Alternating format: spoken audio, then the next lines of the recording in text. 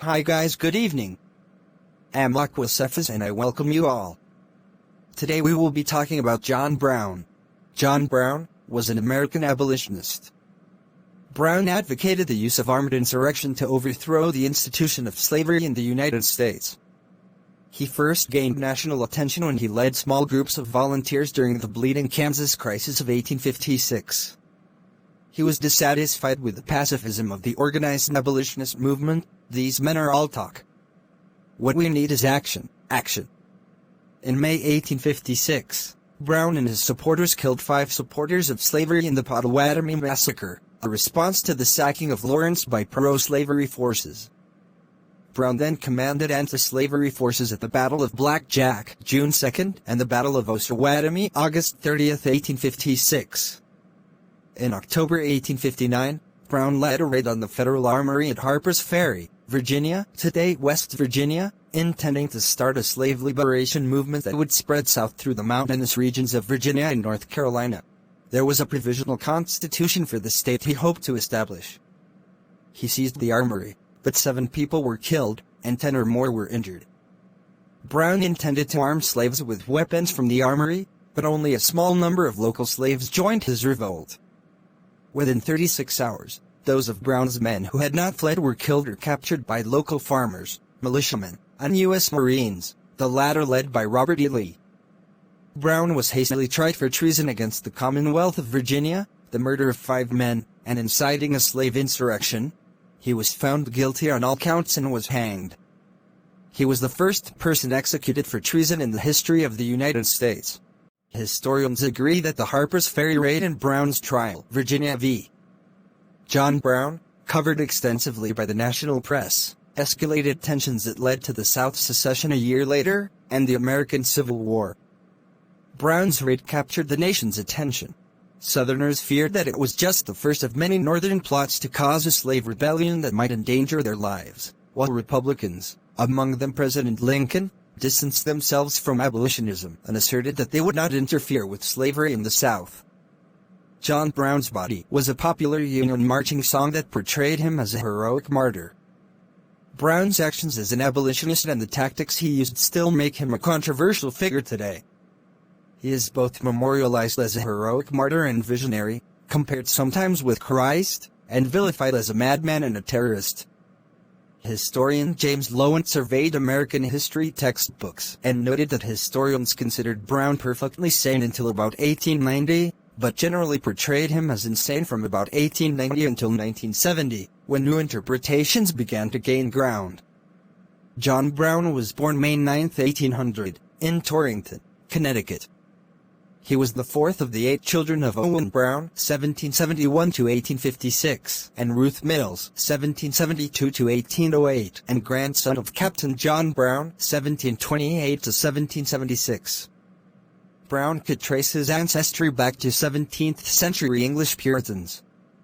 1805, the family moved to Hudson, Ohio, where Owen Brown opened a tannery. There is a historical marker at the site of their house.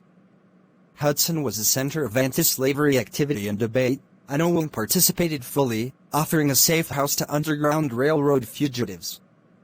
There not being a high school in Hudson at that time, John studied at the school of the abolitionist Eleazar Wright, father of the famous Eleazar Wright, in nearby Tallmadge. Owen was one of the founders of Hudson's School, the Western Reserve College and Preparatory School, which would soon, 1832–33, become consumed with and torn apart by the issue of slavery. See Barry Green and Lane Rebels. Owen also became a supporter of the Oberlin Institute in its early stage, but was ultimately critical of the school's perfectionist leanings, especially renowned in the preaching and teaching of Charles Finney and Asa Mahan. Brown withdrew his membership from the Congregational Church in the 1840s and never officially joined another church, but both he and his father were fairly conventional evangelicals for the period, with its focus on the pursuit of personal righteousness. Brown's personal religion is fairly well documented in the papers of the Reverend Clarence G., a Brown family expert, now held in the Hudson, Ohio, Library and Historical Society. Brown's father had as an apprentice Jesse R. Grant, father of Ulysses S. Grant. At 16, Brown left his family and went to Plainfield, Massachusetts, where he enrolled in a preparatory program. Shortly afterward, he transferred to the Morris Academy in Litchfield, Connecticut. He hoped to become a congregational minister, but money ran out and he suffered from eye inflammations that forced him to give up the academy and return to Ohio. In Hudson, he worked briefly at his father's tannery before opening a successful tannery of his own outside of town with his adopted brother. In 1820, Brown married Diantha Lusk. Their first child, John Jr., was born 13 months later.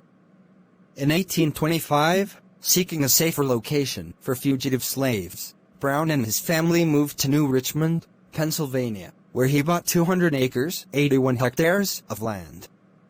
He cleared an eighth of it and built a cabin, a barn, and a tannery, the latter with a secret room to hide escaping slaves. The John Brown Tannery site was listed on the National Register of Historic Places in 1978. It was a major stop on the Underground Railroad, marking its place in history from 1825 to 1835. During that period, Brown aided in the passing of an estimated 2,500 slaves. Presumably, Brown was also helping a smaller number of fugitive slaves when he lived in the village of Hudson. Within a year, the tannery employed 15 men. Brown made money raising cattle and surveying. He helped to establish a post office and a school. During this period, Brown operated an interstate business involving cattle and leather production along with a kinsman, Seth Thompson, from eastern Ohio. In 1829, some white families asked Brown to help them drive off Native Americans who hunted annually in the area.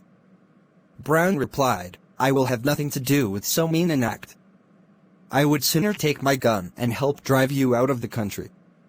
His life, Brown maintained peaceful relations with his Native American neighbors. In 1831, one of his sons died. Brown fell ill, and his businesses began to suffer, leaving him in terrible debt. In the summer of 1832, shortly after the death of a newborn son, his wife Diantha died, leaving him with the children John Jr., Jason, Owen, and Ruth. Another 3 of their children did not survive to adulthood. On June 14, 1833, Brown married 16-year-old Mary Ann. On April 15, 1817 to May 1, 1884, originally from Washington County, New York. They eventually had 13 children. Those alive at John Brown's death were Salmon, Annie, Sarah, and Ellen. In 1836, Brown moved his family to Franklin Mills, Ohio, now known as Kent. There he borrowed money to buy land in the area, building and operating a tannery along the Cuyahoga River in partnership with Zenas Kent. He suffered great financial losses in the economic crisis of 1839, which struck the western states more severely than had the Panic of 1837. Following the heavy borrowing trends of Ohio, many businessmen like Brown trusted too heavily in credit and state bonds and paid dearly for it. In one episode of property loss, Brown was jailed when he attempted to retain ownership of a farm by occupying it against the claims of the new owner. Like other determined men of his time and background, he tried many different business efforts in an attempt to get out of debt. Along with tanning hides and cattle trading, he also undertook horse and sheep breeding, the last of which was to become a notable aspect of his pre-public vocation. In 1837, in response to the murder of Elijah P. Lovejoy, Brown publicly vowed, "Here, before God, in the presence of these witnesses, from this time, I consecrate my life to the destruction of slavery." Brown was declared bankrupt by a federal court on September 28, 1842. In 1843, 4 of his children died of dysentery. As Louis DeCaro Jr. shows in his biographical sketch, 2007, from the mid-1840s Brown had built a reputation as an expert in fine sheep and wool, and entered into a partnership with Colonel Simon Perkins of Akron, Ohio, whose flocks and farms were managed by Brown and Sons. Brown eventually moved into a home with his family across the street from the Perkins Stone Mansion on Perkins Hill. The John Brown House, Akron, Ohio, still stands and is owned and operated by the Summit County Historical Society of Akron, Ohio. I hope you enjoyed this video. Kindly subscribe.